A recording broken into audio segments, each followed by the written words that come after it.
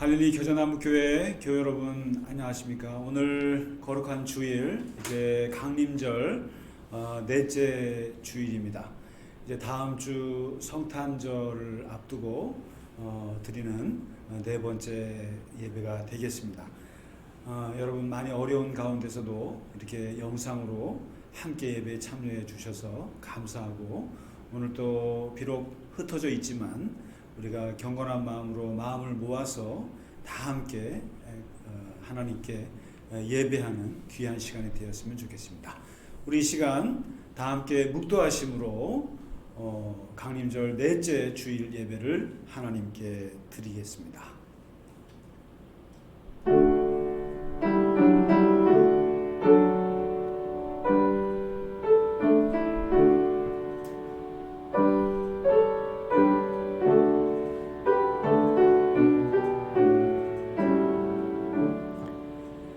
너희는 주의 길을 준비하라. 그의 오실 길을 곧게 하라. 모든 골짜기가 메워지고 모든 산과 작은 산이 낮아지고 굽은 것이 곧아지고 험한 길이 평탄하여질 것이요 모든 육체가 하나님의 구원하심을 보리라 함과 같으니라. 아멘. 이 시간 다 찬양하여라. 21장 찬송하겠습니다. 다 찬양하여라. 전능왕 창조의 주께 내 혼화 주 찬양 평강과 구원의 주님. 성도들아 주 앞에 이제 나와 즐겁게 찬양하여라. 다 찬양하여라. 놀라운 만유의 주께 포근한 날개 밑 늘 품어주시는 주님. 성도들아 주님의 뜻 안에서 내 소원 다 이루리라.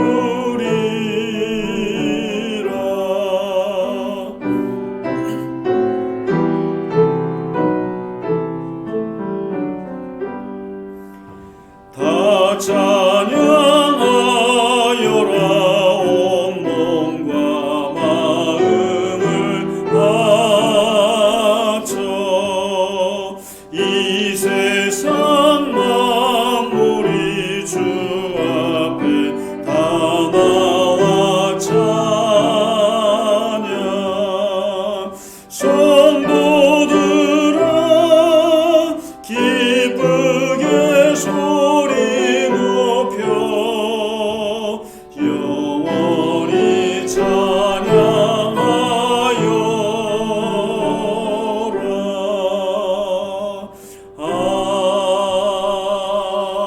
아멘. 기도하겠습니다. 거룩하시고 사랑이 많으신 우리 하나님 아버지, 강림절 넷째 주일 이제 주님이 오실 날을 기다리며 함께 예배하는 이 시간, 우리 앞에 하나님께서 임재하시고 우리를 위해서 이 시간 하나님 앞에 설 수 있게 하여 주신 아버지 하나님께 참으로 감사드립니다. 우리가 함께 모여서 예배하진 못하나 또 흩어져서 한 마음으로 주님을 향해 예배할 수 있도록 이렇게 하시니 얼마나 감사하며 얼마나 주님을 찬양 드려야 할지 모르겠나이다. 아버지 하나님, 온 세계가 코로나로 인해서 참으로 많은 사망자가 생기고 많은 확진자들이 생겨서 하나님, 가게의 문을 닫고 기업의 문을 닫고 많은 어려움들 가운데 우리가 처해 있습니다. 특별히 3차 유행을 통해서 많은 고통들이 우리 안에 있음을 주님 고백합니다. 아버지 하나님, 우리가 이 몸의 생명도 생명이요 또 경제의 생명도 생명이온데 하나님 아버지 우리가 이 어려운 일들을 하나님 잘 이겨낼 수 있도록 역사하여 주시옵시고 하나님 이 어려움을 이 고난의 세월을 하나님 잘 극복할 뿐만 아니라 하나님께서 이 기간 동안 우리가 새로워질 수 있도록 하나님 역사하여 주시고 우리 안에 어려운 사람들을 함께 돌보는 사랑이 꽃피게 하여 주옵시고 온 세상의 관용과 또 포용과 그리고 서로가 서로를 도우며 서로를 함께 고통을 나누는 하나님 그러한 하나님의 사랑의 역사들이 우리 안에 일어나게 하여 주시옵소서.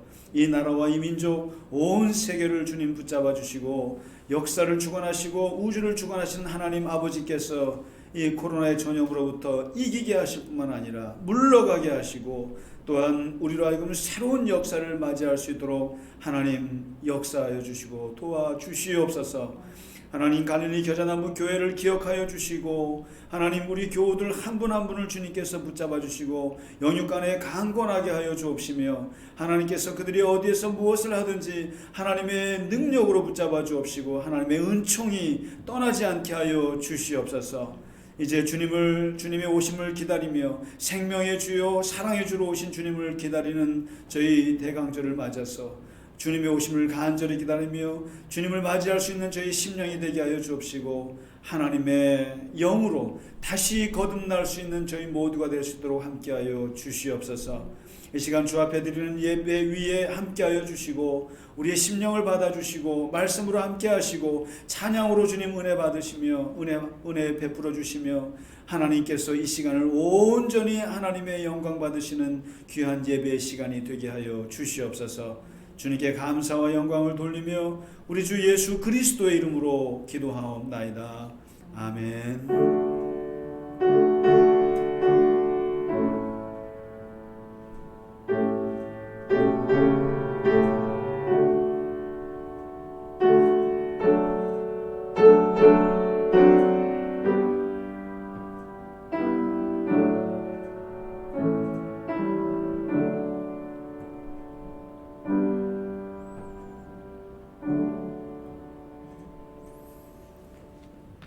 우리 강림절 찬송 105장 오랫동안 기다리던 1절, 2절, 간주 4절 함께 찬송하겠습니다.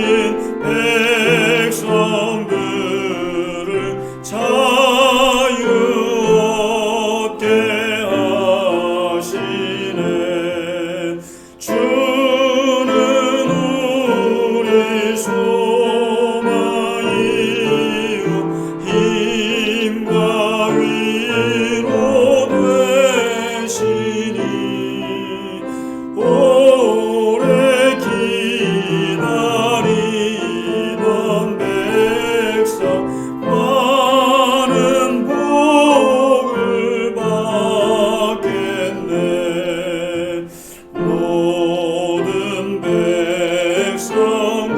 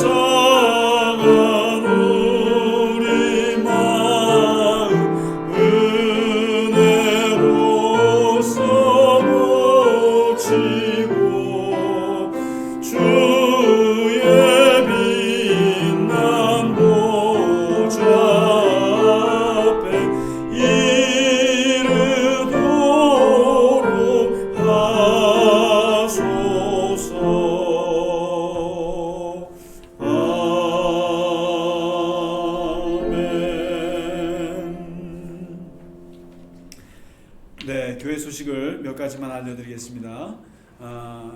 이제 우리가 당분간 아무래도 코로나 때문에 예배를 함께 모이지 못할 것 같습니다. 심지어 성탄절 예배도 함께 모이지는 못할 것 같아요. 저도 이렇게 성탄절에 함께 모여보지 못한 건 처음인 것 같습니다. 아마 우리 권사님들이나 장로님들께서도 그러실 것 같은데, 이렇게 성탄절이라고 하는 것이 얼마나 기쁜, 정말 교회의 큰 기쁨의 절기인데 올해는 이렇게 영상으로밖에는 함께하지 못할 것 같아요. 참 어려운 것이지만 또 한편으로는 새로운 경험인 것 같기도 합니다. 그래서 많은 생각을 하게 됩니다. 그래서 같이 얼굴 못 보는 상황에서도 어떻게 우리가 성탄절의 의미를 같이 새기고 또 서로의 사랑을 나눌 수 있을까, 그런 고민을 많이 하고 있는데 좋은 지금 생각들을 많이 하고 있습니다. 아무쪼록 이번 성탄절에도 이렇게 비대면이지만 함께 예배를 드리게 될 것 같고요. 그리고 이제 연말에 우리가 항상 사무총회가 있고 또 내년도 올해 결산을 또 해야 되고 내년도 또 예산을 수립하고 또 새로운 그 일꾼들을 또 세우는 일을 해야 되는데 이게 모여야 하지 않습니까? 근데 모이지 못하니까 아무래도 온라인으로 또 우리가 이제 서로 소통하면서 하고 있습니다. 그래서 먼저 예결위 분들이 이제 세 분이 1년 동안 많이 애써 주셨는데 내년에는 거기에 한 분이 더 함께 하기로 했습니다. 우리 최명국 집사님께서 이제 내년도 예결위 위원으로 들어오셔서 함께 해주시기로 하셨고요. 그리고 내년도 이제 재정을 맡으실 부장님은 이제 한혜택 집사님께서 1년 동안 애써 주셨고 수고하셨는데 내년에는 김근종 집사님께서 또 맡아서 봉사해 주시기로 하셨습니다. 그리고 이제 이 새로 구성된 예결위 분들과 함께 올해 우리 살림을 결산을 해보고 또 내년도 예산 수립을 해서 이제 12월 마지막 주에는 교우 여러분들께 발표해 드리도록 하겠습니다. 그래서 많이 기도해 주시고 또 올해를 인도해 주신 하나님께서 또 내년도에도 우리 갈릴리 겨자나무교회를 주님께서 인도해 주시고 또 사용해 주시리라 믿습니다. 그리고 이제 우리가 성탄절을 맞이해서 또 우리 함께하는 우리 교우들 또 어려우신 분들 또 서로 물질을 또 나누고 할 수 있는 그런 귀한 시간도 지금 준비하고 있습니다. 그래서 우리가 비록 같이 보이지 못하지만 따뜻한 또 하나님의 사랑이 넘치는 성탄절이 될 수 있도록 함께 해주시면 감사하겠습니다. 네, 이제 오늘 우리에게 주신 하나님의 말씀 로마서 8장의 말씀이 되겠습니다. 네, 드디어 이제 로마서 8장까지 왔습니다. 8장 전체를 다 읽으면 좋겠으나 31절부터 39절에 있는 말씀까지만 오늘 대표로 해서 읽도록 하겠습니다. 네, 31절부터 39절입니다. 그런즉 이 일에 대하여 우리가 무슨 말하리요? 만일 하나님이 우리를 위하시면 누가 우리를 대적하리요? 자기 아들을 아끼지 아니하시고 우리 모든 사람을 위하여 내주신 이가 어찌 그 아들과 함께 모든 것을 우리에게 주시지 아니하겠느냐? 누가 능히 하나님께서 택하신 자들을 고발하리요? 의롭다 하신 이는 하나님이시니 누가 정죄하리요? 죽으실 뿐 아니라 다시 살아나신 이는 그리스도 예수시니 그는 하나님 우편에 계신 자요 우리를 위하여 간구하시는 자시니라. 누가 우리를 그리스도의 사랑에서 끊으리요? 환난이나 곤고나 박해나 기근이나 적신이나 위험이나 칼이랴. 기록된 바 우리가 종일 주를 위하여 죽임을 당하게 되며 도살당할 양같이 여김을 받았나이다 함과 같으니라. 그러나 이 모든 일에 우리를 살아시는 이로 말미암아 우리가 넉넉히 이기느니라. 내가 확신하노니 사망이나 생명이나 천사들이나 권세자들이나 현재 일이나 장래 일이나 능력이나 높음이나 깊음이나 다른 어떤 피조물이라도 우리를 우리 주 그리스도 예수 안에 있는 하나님의 사랑에서 끊을 수 없으리라. 아멘. 네, 우리가 갈릴리 성가대 찬양이 있는 시간인데 오늘 아무래도 함께하지 못해서 오늘 주보에 보니까 강림절에 아주 어울리는 은혜로운 찬송이 하나 있어서 비록 부족하지만 여러분께 소개해드리고 함께 은혜를 나눴으면 좋겠습니다. 꽃들도라고 하는 복음성가인데요. 한번 불러보고 은혜를 나누겠습니다.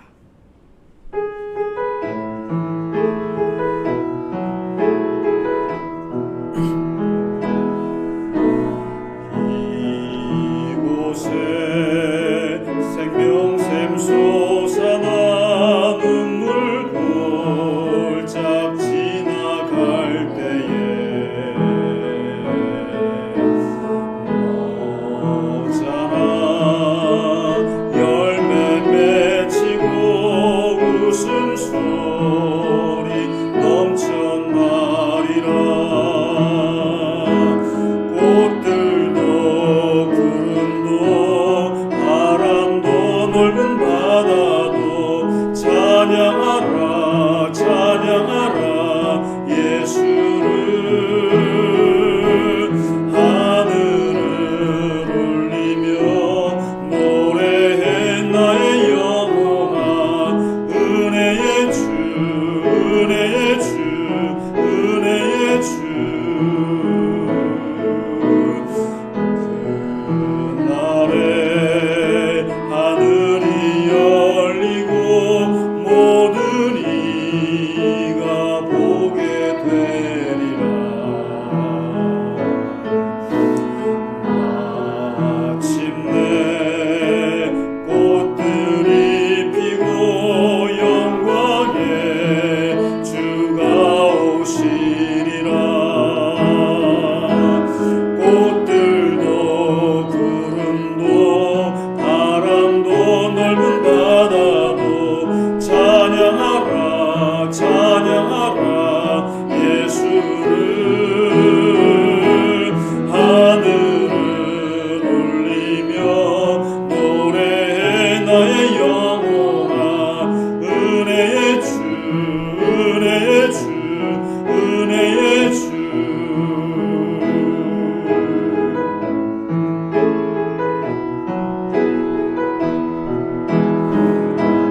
꽃들도 구름도 바람도 넓은 바다도 찬양하라 찬양하라 예수를. 하늘을 울리며 노래해 나의 영혼아. 은혜의 주 은혜의 주 은혜의 주.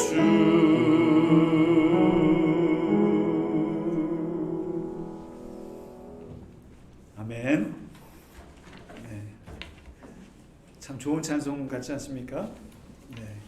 네, 가사에 많은 은혜를 받으실 줄 믿습니다. 오늘 대강절 넷째 주일을 맞는 날에 로마서 8장을 맞이하게 되었습니다.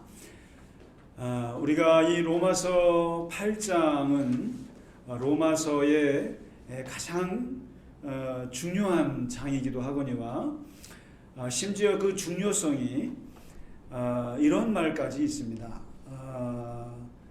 어떤 재앙이 나서 성경책이 다 타서 없어지게 돼서 우리의 신앙의 근간이 흔들려질 때, 다 타고 없어졌을 때 구약도 없어지고 신약 성경도 다 없어지는데 그 중에 한 장이 남아야 한다면 그 장을 로마서 8장이라고 합니다. 다른 거 다 잃어버려도 로마서 8장만 남아있으면 이 8장을 가지고 기독교 신앙, 하나님의 신앙, 예수 그리스도의 십자가의 그 사랑의 신앙이 무엇인지, 기독교의 가장 중요한 신앙의 정신이 무엇인지를 로마서 8장이 다 말해주고 있기 때문이다 라는 것입니다. 그래서 성경에서 한 구절을 뽑으라 그러면 요한복음 3장 16절이죠. 그리고 한 장을 뽑으라 그러면 로마서 8장이 됩니다. 그런데 이 로마서 8장은 그만큼 사도 바울이 우리의 신앙을 설명하는 가장 중요한 장으로 여겨지는데, 그 이유는 바로 로마서 7장에 지난주에 우리가 말씀을 같이 나누었던 인간의 깊은 공고함, 죄와 의 사이에서, 선과 악 사이에서 내 안에 너무나 많은 죄의 세력 가운데 어찌할 바를 모르는 인간의 깊은 고뇌, 그리고 이 사망의 권세 앞에서 어찌할 바를 모르는 인간의 그 곤고함의 끝이 무엇인가, 그 끝으로 나온 것이 바로 로마서 오늘 8장입니다. 오늘 보시면 그러므로 누가 나를 구원하랴, 누가 나를 건져내랴, 그리고 내 자신의 마음으로는 하나님의 법을 섬기지만 육신의 법으로는 죄의 법을 섬기는 이 이중적인 이 딜레마 속에 있는 인간에게 구원이라는 것이 있을까? 그런데 8장에 넘어가면서 그러므로 합니다. 인간의 고뇌의 끝에 하나님의 그리스도 예수 안에 있는 자에게는 결코 정죄함이 없나니 그리스도 예수 안에 있는 생명의 성령의 법이 너를 죄와 사망의 법에서 해방하였습니다. 이 구절. 그리스도 예수 안에 있는 자에게는 생명의 성령의 법이 우리를 죄와 사망에서 해방하였다라고 하는 것이죠. 이 해방이라고 하는 이 말씀이 오늘 처음 나옵니다. 우리를 해방시켰다, 자유하게 하셨다. 그러면서 사도 바울이 1절부터 17절까지에 걸쳐서 무려 구원받은 자, 그리고 죄로부터 해방된 자에 대해서 길게 얘기를 해주고 있는데, 여기에서 5종류의 사람을 얘기합니다. 하나님의 구원받은 자, 그리고 해방된 자를 얘기하는데, 첫째가 그리스도 예수 안에 있는 자, 그리스도 예수 안에 있는 자. 두 번째, 하나님의 영이 거하는 자. 세 번째, 하나님의 영으로 인도받는 자. 그리고 네 번째, 하나님을 아버지라고 부르는 자. 그리고 다섯 번째, 하나님의 영을 따르는 자. 이 5개의 표현이 바로 구원받은 자, 하나님 안에서 생명의 성령의 법이 우리를 해방시킨 그 사람들을 일컫는 말입니다. 그리스도 예수 안에 있는 자, 하나님의 영이 거하는 자, 그리고 그 각 5사람에 따라서 설명을 또 덧붙입니다. 그리스도 예수 안에 있는 자들은 전부 다 죄와 사망에서 해방된 자입니다. 이걸 얘기합니다. 그리고 둘째, 하나님의 영이 거하는 자는 그리스도의 사람이라고 합니다. 하나님의 영이 거하는 사람들은 그리스도의 사람이고 그 사람을 예수의 사람이라고 말한다. 그리고 하나님의 영으로 인도받는 자, 하나님의 영으로 인도받는 자들은 하나님의 아들이라고 한다. 그리고 하나님을 아버지라고 부르는 자, 이들은 하나님의 자녀라고 그러고 이들은 상속자라고 한다. 하나님의 영광의 유산을 상속받을 자들이다. 그리고 영을 따르는 자, 하나님의 영을 따르는 자들은 항상 영의 일을 생각하게 되는데, 그 영의 생각이라고 하는 것은 평안과 생명이다, 죽음이 아니라. 이렇게 변화된 인간의 모습을 5가지로 바울이 설명을 해주는 것입니다. 여기서 특별히 우리가 인상적으로 보여지는 것이 바로 하나님을 아버지라고 부르는 자, 하나님의 자녀, 하나님의 아들, 상속자, 이런 말이 나옵니다. 바로 이 로마서 8장 1절에서 17절까지는 그렇게 인간의 고뇌와 그리고 죄와 사슬에서 벗어날 수 없는 인간이 구원받았을 때, 정말 죽을 수밖에 없었다고 생각했던 우리가 구원되었을 때, 그때 불려지는 이름이라는 겁니다. 다시 말씀드립니다마는 그리스도 예수 안에 있는 자, 여러분과 저는 그리스도 예수 안에 있는 자입니다. 그리고 이 예수 안에 있는 자들은 하나님의 영이 거합니다. 우리는 하나님의 영이 있습니다. 우리가 지금 토라를 공부하는데 거기서 보면 하나님께서 모세를 세우잖아요. 그리고 하나님께서 여호수아를 세울 때 그 기준이 딱 한 가지예요. 특히 하나님께서 여호수아를 세울 때 보면 그 기준이 뭐냐면 다른 거 없어요. 12 정탐꾼들이 할 때 긍정복을 했기 때문입니다. 또 모세를 아주 충성스럽게 섬겼기 때문에 지도자를 세운 겁니다. 그런 말 전혀 없고요. 여호수아를 세웠던 하나님의 평가 한마디는 얘는 내 영이 거하는 자다, 이렇게 얘기합니다. 하나님의 영이 거하는 자는 하나님의 사람인 거죠. 그리고 하나님의 영으로 인도받는 자, 여러분과 저는 하나님의 영으로 인도받는 자예요. 인도받는 자입니다. 그리고 우리는 건방지게 보일지 몰라도 하나님을 아빠라고 부르는 사람들입니다. 하나님을 아버지라고 불러요. 아주 건방지죠. 이게 누가 이야기한 거냐면 예수님께서 얘기해 주신 거예요. 이 예수님께서 가장 혁명적인 가르침 중에 하나가 바로 하나님을 아버지라고 가르쳐 주신 거거든요. 다른 거 무엇보다도 여호와라고 부르지 않았습니다. 엘로힘이라고 부르지 않았어요. 샤도나이라고 부르지 않았어요. 아도나이라고 부르지 않고 예수님은 아바라고 부르셨어요. 하나님을. 엄청나게 그 당시에는 충격적인 말입니다. 어떻게 하나님을 아버지라고 부르냐, 아빠라고 부를 수 있느냐. 근데 지금 사도 바울도 그걸 이어받아서 하나님을 아버지라고 부르는 사람들이다. 하나님의 자녀가 됐다. 영을 따르는 자다. 이렇게 함으로써 이제 그 하나님의 백성들의 변화된 이름을 얘기해주고 있습니다. 그런데 바울이 18절에 가서 이런 얘기를 합니다. 하나님의 영광을 상속받는 하나님의 아들이에요, 당신은.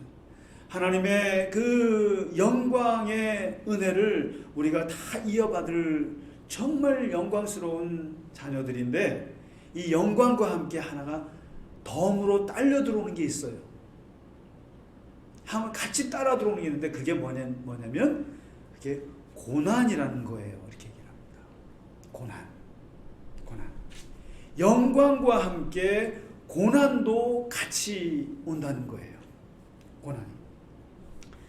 그러면서 이 영광을 상속받기 위해서는 우리에게는 고난이 같이 오는데, 영광에 비하면, 하나님으로부터 받을 영광에 비하면 그것은 아무것도 아닙니다 라고 얘기를 하면서, 이 기독교인들이, 그리스도인들이 예수를 믿고 나서, 하나님의 자녀가 되고 나서, 그리스도 예수의 영이 우리에게 임하고 나서 같이 우리에게 오는 것은 고난이라는 거예요. 여러분 생각지 않은 거 아닙니까?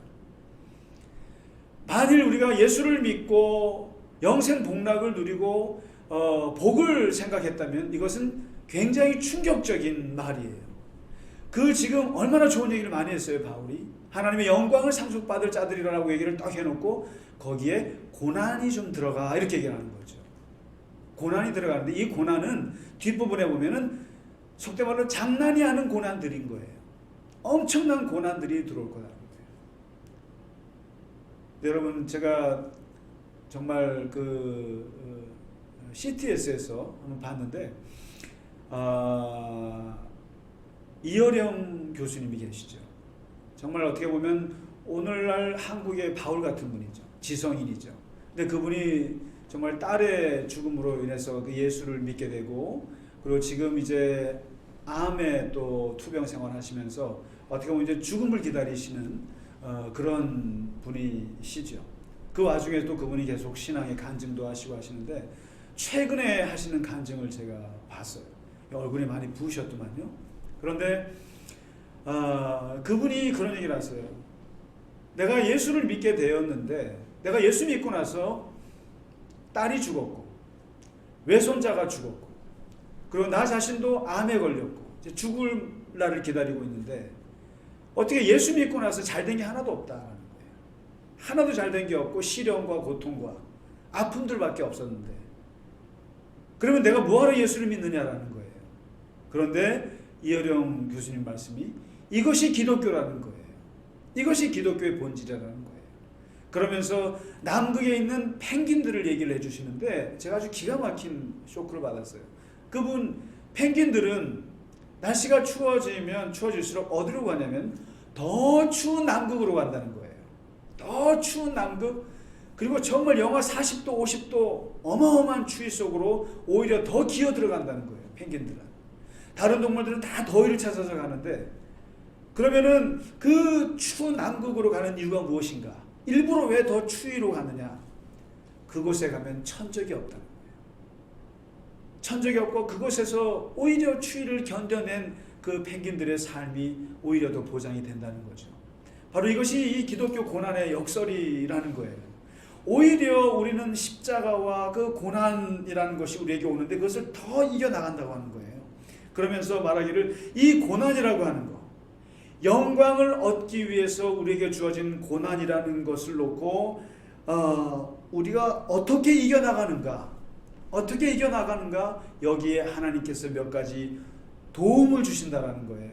첫째가 성령의 역할이 있다는 거예요. 성령의 역할이 있는데 그 성령이 뭐냐면 우리의 연약함을 도우셔서 말할 수 없는 탄식으로 우리의 기도가 열릴 수 있도록 기도의 중보 기도를 해주고, 얘가 혹시라도 다치지 않을까 성령께서 늘 탄식하는 마음으로 옆에서 우리를 지켜주고 또 도와주고 우리 연약함을 도와주신다라는 거예요. 이 고난을 이겨나가기 위해서. 그리고 두 번째, 하나님이 하시는 것이 있는데, 하나님을 사랑하는 자, 그의 뜻대로 부르심을 자들은 모든 것이 합력하여 선을 이룰 것이다 라고 하는 말씀을 하고 있습니다. 그러니까 고난 속에 있는데 너무나 어려운데 이 사람 도와주고 저 사람 도와주고 이 일과 저 일이 합쳐져서 결과적으로는 선을 이루게 될 것이라는 거예요. 이것이 나를 죽이는 것 줄 알았는데, 이 길이 나가 죽음의 길인 줄 알았는데 이 길이 오히려 생명의 길이었고, 이 길이 오히려 위기가 기회가 되는 것이었고, 모든 것이 합력해서 선을 이루게 되더라는 거죠. 결국에 이게 하나님의 섭리라는 거예요. 이 고난을 이기기 위한 하나님의 합력해서 선을 이루는 역사라는 거죠. 그리고 세 번째는 뭐라고 말씀하냐면 영적인 진보가 점점점 이루어진다는 거예요. 부르신 자들, 하나님께서 부르신 자들을 의롭다고 하시고 의롭다고 하신 사람들을 영화롭게 하시는 이 영적인 진보를 계속 이루어 나간다는 거죠, 하나님께서. 그래서 이 고난이라는 것이 우리에게 왜 오는가? 이것은 좋게 말하면 우리가 하나님 앞에 점점점 하나님의 영광을 얻기 위한 연단의 불꽃이기도 하지만, 한편으로 보면은 하나님과 우리 사이를 끊는 것이기도 해요. 고난이 깊어지면 우리가 하나님과 우리 사이의 관계를 끊는 것이 고난이기 때문에 그렇습니다. 그래서 사도 바울이 오늘 읽으신 말씀 중에 이런 말씀을 하세요. 하나님과 우리 사이에 이 구원하셨던 것, 하나님께서 우리를 사랑하시는 그 사랑을 끊으려고 하는 것이 너무나 많다는 거예요. 끊으려고 하는 것들이. 그것이 하나의 고난일 수도 있는 거고, 그리고 많은 이 피조물들이, 많은 우리 주변의 것들이 우리를 하나님의 사랑에서 끊어놓으려고 한다는 거예요. 그러면서 바울이 뭐랍니다? 하나님이 우리를 위하시면 누가 우리를 대적하리요? 두 번째, 하나님께서 택하신 자들을 누가 고발하고 누가 정죄하리요? 우리가 그리스도 예수에 거하는 자잖아요. 하나님의 자녀잖아요. 근데 이것을 자꾸만 고발하고 정죄하겠느냐? 그리고 누가 우리를 그리스도의 사랑에서 끊으리요? 이렇게 얘기합니다. 담대하게. 그러면서 하나님과 우리 사이를 끊는 것들을 얘기하는데, 첫째가 환난일 것이다. 둘째 곤고, 셋째 박해, 넷째 기근, 다섯째 적신, 위험, 칼. 뭘 말합니까? 환난과 곤고와 박해는 정신적인 고난이에요. 지난주에 말씀드린 곤고, 사방이 꽉 막혀서 아무것도 할 수 없을 것 같은 그런 곤고한 상황, 하나님과 우리의 사랑을 끊는 일이 될 수 있어요. 여러분, 박해를 받잖아요. 하나님의 사랑에서 끊어질 수 있어요. 그리고 환난을 겪잖아요. 여러분, 이거 환난을 겪으면 하나님과 떨어질 수 있어요. 그리고 기근, 여러분, 배고프면요, 굶어 죽으면 하나님, 여러분, 오히려 더 마음이 가난하고 하나님 더 잘 믿을 것 같잖아요. 가난하고 돈 없으면 그것도 힘들어요. 그것도 하나님을 떠날 수 있는, 그게 될 수 있어요. 적신, 아무것도 없는 거예요. 근데 위험한 일을 계속 만나는 거. 왜 나는 매일같이 이렇게 맨날 사고만 당하나? 나는 왜 맨날 우리 가족들이 어려움만 겪나? 이거 시련이 되고요, 하나님과의 사랑을 끊을 수 있어요. 칼, 얼마나 위험한 겁니까? 그리고 누군가로부터 끊임없이 고발당하는 거예요.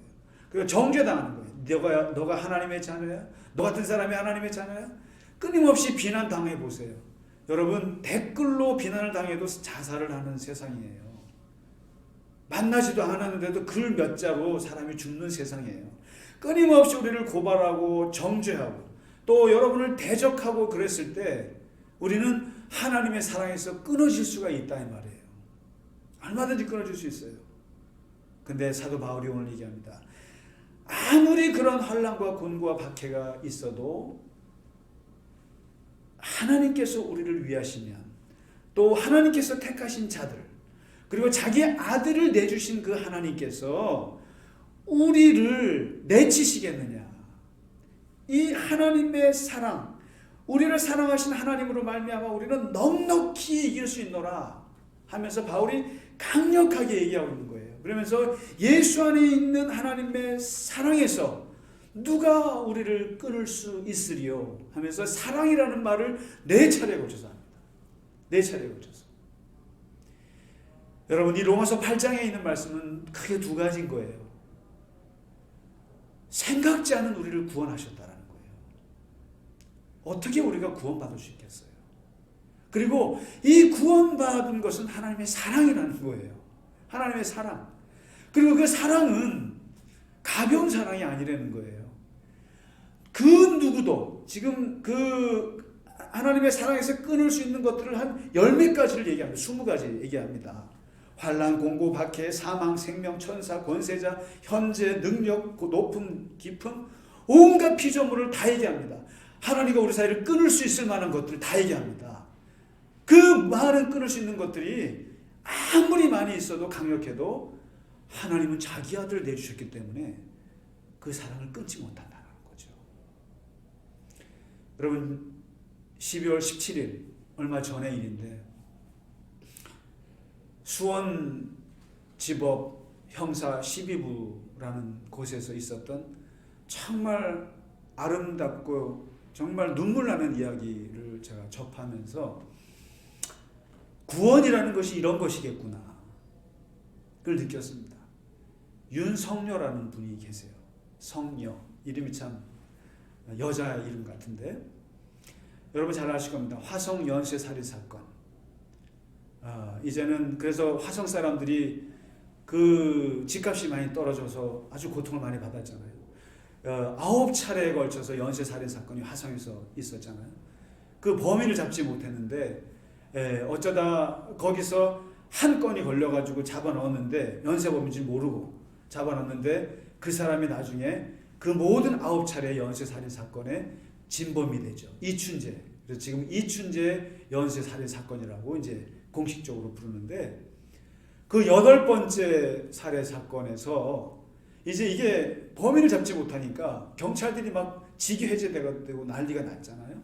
88년도 일인데 그때 그 동네에 살던 윤성녀 씨 22살 농기구 수리공이었는데 이 사람이 범인으로 지목이 되죠. 범인으로 지목이 돼서 그가 무기징역을 받습니다. 그리고 자기가 죽였다고 그렇게 고백을 하게 되고 그리고 그 이후에 항소를 했지만 고등법원에서 기각이 되고 심지어 대법원에서까지 기각이 돼서 무려 20년을 범인이 아닌데 그 안에서 옥생활을 했습니다. 하고 2009년에 가석방이 돼서 지금 나왔는데 10년 후에 가석방 되고 나서 10년 되던 2019년 작년이에요. 작년에 진범이 나타났어요. 바로 이춘재. 자기가 죽였다고 고백을 했습니다. 무려 32년 동안 13살짜리 중학생을 성폭행해서 살인한 살인범으로 윤석열 씨가 살아온 거예요. 살아오다가 32년 만에 재심 청구를 해서 그가 17일 날 엊그저께 수원지법 형사 12부에서 역사적인 무죄 선고를 받았어요. 32년 만에. 그래서 제가 그분의 이야기를 봤어요.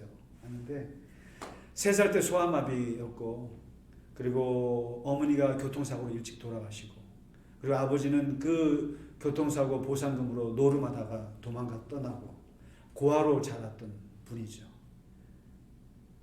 가족이라고 누나밖에 없는데 그야말로 가장 누명을 받기 좋은 사회적 약자죠. 그러니까 지금도 보니까 다를 줄 나이도 저랑 비슷합니다. 53세 정도 됐던데요.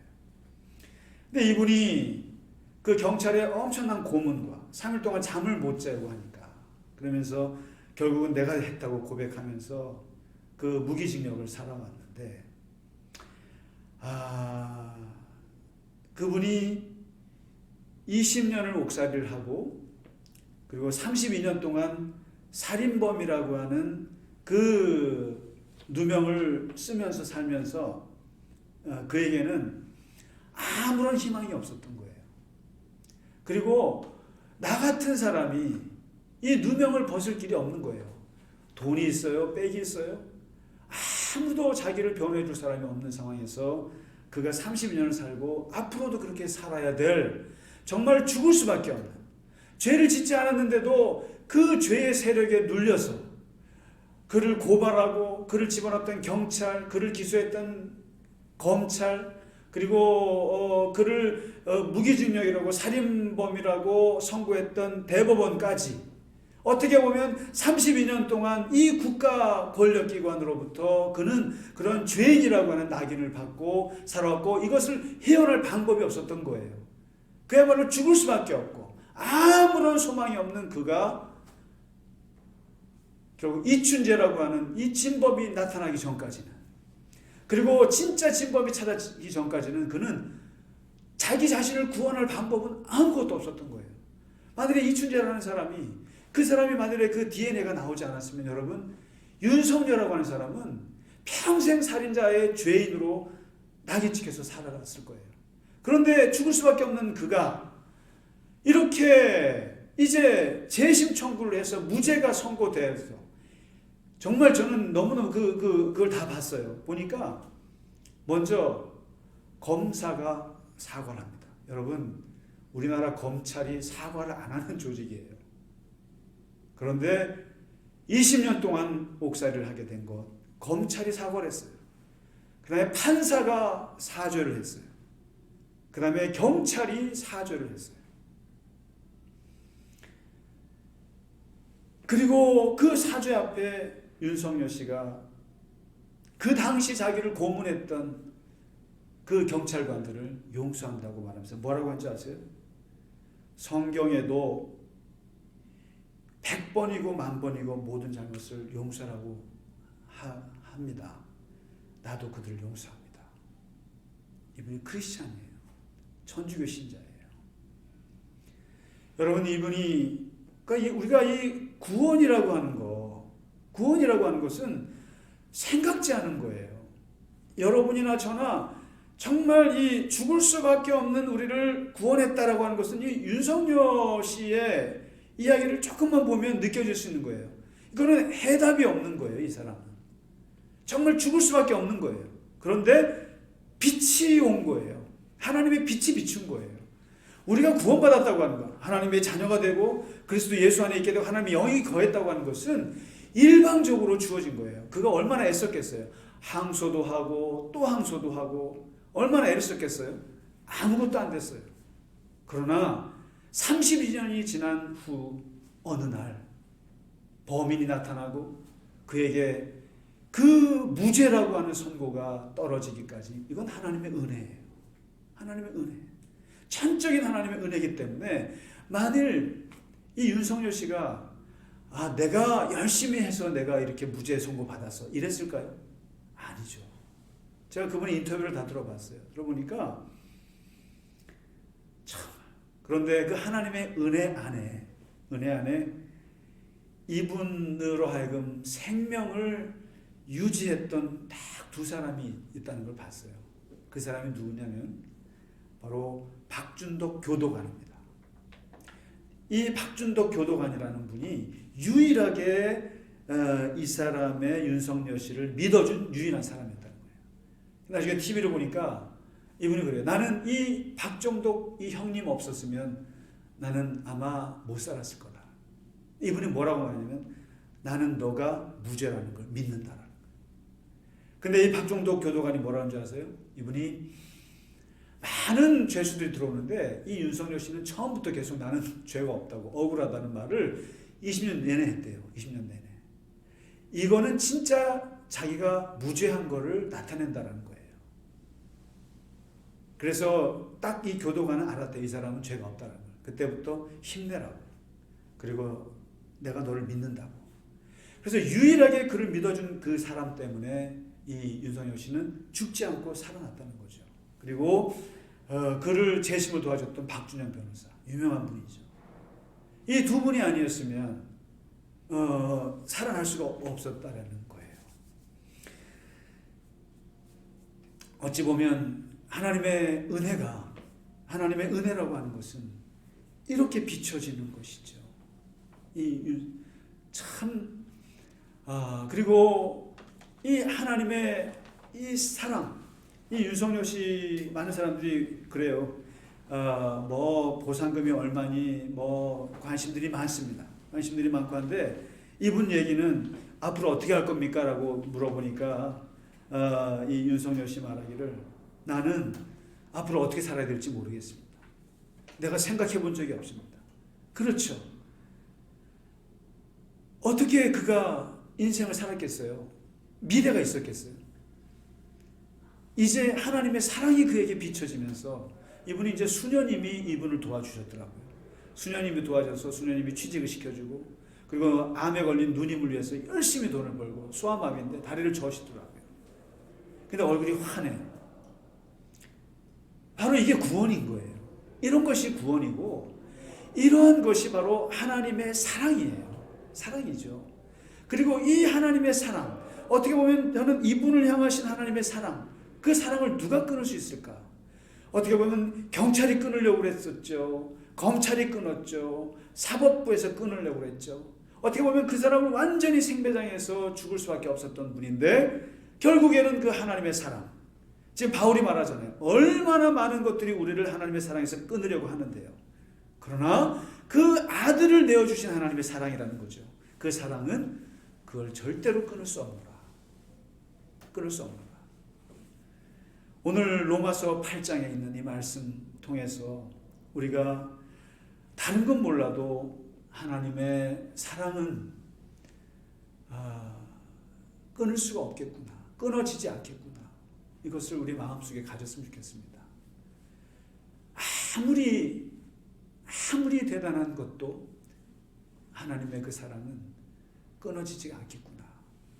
바울의 이 고백이 제가 이번 한 주 내내 하나님의 사랑이라는 말을 계속 되새겨 보았습니다.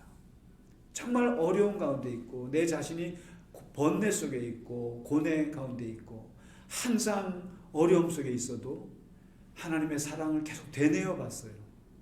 힘이 납니다. 힘이 나고 하나님의 사랑을 누가 끊으리요? 한번 구원하신 그 사랑을 누가 끊으리요? 그 하나님의 사랑에서 끊을 수 없으리라. 여러분과 저 모두가 하나님의 사랑 안에서 정말 오늘도 살아가시고 이 윤석열 씨를 구원하시고 그 사랑하시는 하나님의 사랑처럼 우리를 향하신 그 하나님의 사랑도 주님이 오시는 성탄절을 준비하면서 깊이 기억했으면 좋겠습니다. 우리 이 시간 함께 찬양하고 봉헌하고 예배를 마치겠습니다. 찬송가 122장 참 반가운 성도여 1절 2절 간주 4절 하시고 축도로 예배를 마치겠습니다. 참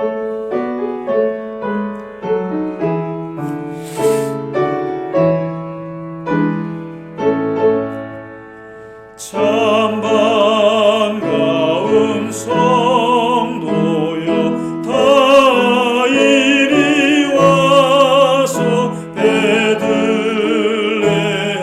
성 안에 가봅시다. 저 구유에 누이신 아기를 보고 엎드려 절하세 엎드려 절하세 엎드려 절하세 구주나셨네. 저 천사여 찬송을 높이 불러서 이 광활한 천지에 울리어라. 주 하나님 앞에는 영광을 돌려 엎드려 절하세 엎드려 절하세 엎드려 절하세 구주 나셨네.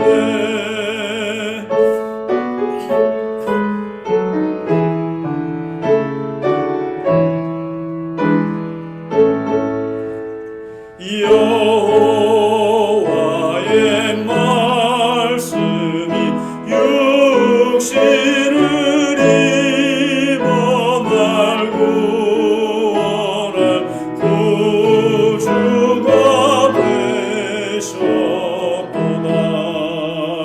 늘 감사한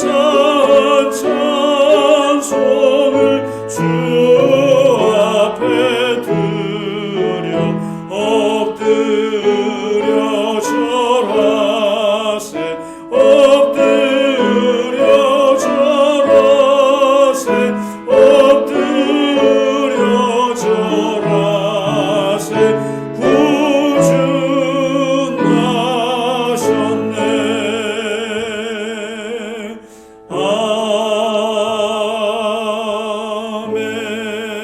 아멘. 기도하겠습니다. 누가 우리를 그리스도의 사랑에 끊으리요? 자기 아들을 내주신 아버지 하나님께서 아들과 함께 모든 것을 우리에게 주시지 아니하겠느냐? 로마서 8장에서 바울이 외친 이 확신의 이 선포는 오늘 생각지 않았던 우리를 구원하신 하나님의 은혜와 사랑, 그 사랑의 깊이가 어떠한지 우리에게 말씀해 주고 있음을 감사합니다. 하나님, 누가 우리를 하나님의 사랑에서 끊으리요? 누가 우리를 하나님의 사랑에서 끊으리요? 아무도 끊을 수 없음을 감사합니다. 아버지 하나님, 우리를 구원하시고 우리를 사랑하시는 하나님의 아들을 내주신 그 사랑 안에서 그 사랑을 기억하며 그 사랑에 감사하며 감격하며 오늘도 우리를 살아가게 하여 주심을 감사합니다. 우리 또한 주님을 사랑합니다. 그리고 주님이 우리를 사랑하셨듯이 우리 또한 주님을 사랑하며 주님을 따를 것입니다. 우리 갈릴리 겨자나무 교회, 우리 함께하는 모든 교우들이 하나님을 사랑하며 하나님의 사랑에 힘입어서 하나님의 그 사랑으로 말미암아 하나님 이 땅을 살아갈 수 있음을 믿습니다. 하나님 아버지, 우리를 붙잡아 주시고 하나님의 사랑 안에 날마다 거하며 살게 하여 주시옵소서. 이 시간 하나님 주님 앞에 드린 예물 위에 함께 하시고 이 예물이 하나님 많은 생명들을 구원하는 물질이 되게 하시고 우리 어려운 분들과 함께 나누는 물질이 되게 하시고 우리의 생명과 사랑의 물질이 되게 하시고 하나님 나라의 놀라운 역사의 생명줄이 되게 하여 주시옵소서. 그리고 하나님 드린 손길을 주님 기억하시고 날마다 하나님의 은혜 안에서 풍성하며 하나님 그 손길을 축복하시고 하나님 붙잡아 주시옵소서. 이제는 우리 주 예수 그리스도의 크신 은혜와 하나님 아버지의 지극하신 사랑하심과 성령의 감화, 감동, 위로 역사하심이 하나님의 사랑에서 끊을 수 없는 그 감격 속에 살아가기를 원하며 그 안에서 살고 있는 하나님의 모든 자녀들, 가련이 겨자나무 교회의 모든 교우들과 또 영상으로 함께하는 모든 교우들과 함께하는 형제 자매들 머리 위에 이제로부터 영원까지 함께 하시기를 간절히 축원하나이다. 아멘.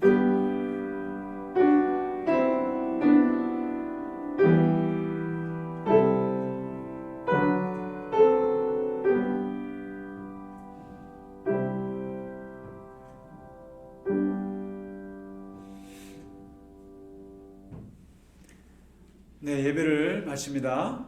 여러분 건강하시고요. 또 우리 성탄 예배 또 함께 하시고 또 얼굴을 또 뵐 날을 소망하면서 한 주 한 주 하루하루 보내시기 바랍니다. 감사합니다.